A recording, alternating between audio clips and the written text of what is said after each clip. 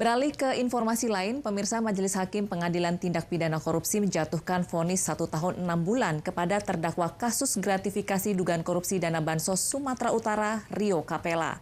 Dalam persidangan kasus itu sejumlah nama kader Partai Nasdem juga disebut, seperti Ketua Umum Surya Paloh dan Jaksa Agung Prasetyo.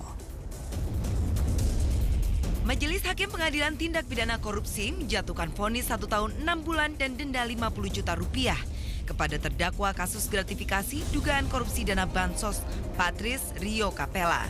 Capella terbukti bersalah atas kasus penerimaan gratifikasi 200 juta rupiah dari gubernur nonaktif Sumatera Utara dan istrinya yang kini menjadi tersangka kasus dugaan korupsi dana Bansos. Pemberian itu guna memudahkan pengurusan penghentian penyelidikan perkara dugaan korupsi dana Bansos Pemprov Sumatera Utara yang sedang ditangani Kejaksaan Agung.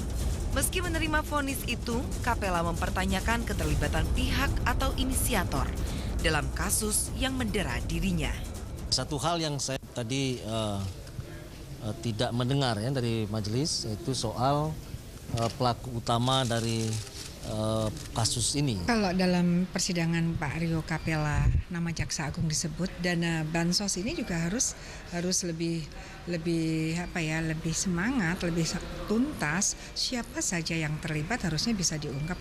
Kasus gratifikasi yang mendera mantan Sekjen Nasdem Patris Rio Capella berawal dari ditangkapnya Hakim Pengadilan Tata Usaha Negara di Medan, Sumatera Utara. Sang Hakim, Tripeni Irianto CS, ditangkap tangan KPK saat menerima suap dari pegawai kantor pengacara OC Kaligis.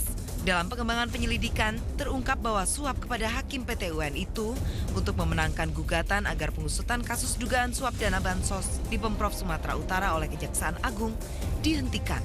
Di sisi lain, usaha untuk menghentikan pengusutan kasus itu juga dilakukan oleh Rio Capella.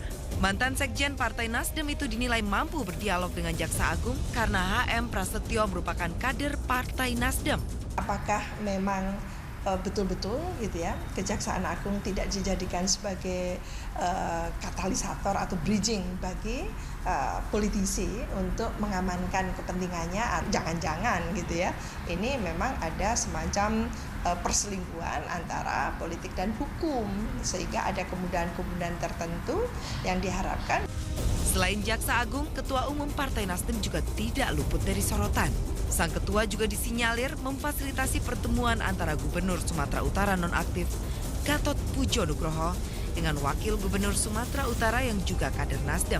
Untuk itulah banyak pihak menilai agar kasus dugaan korupsi dana Bansos itu tidak berhenti di Rio Capella, tapi juga harus mengusut tuntas semua pihak termasuk Ketua Umum Nasdem dan Jaksa Agung karena seluruh warga negara sama di mata hukum. Tim Liputan MNC Media melaporkan.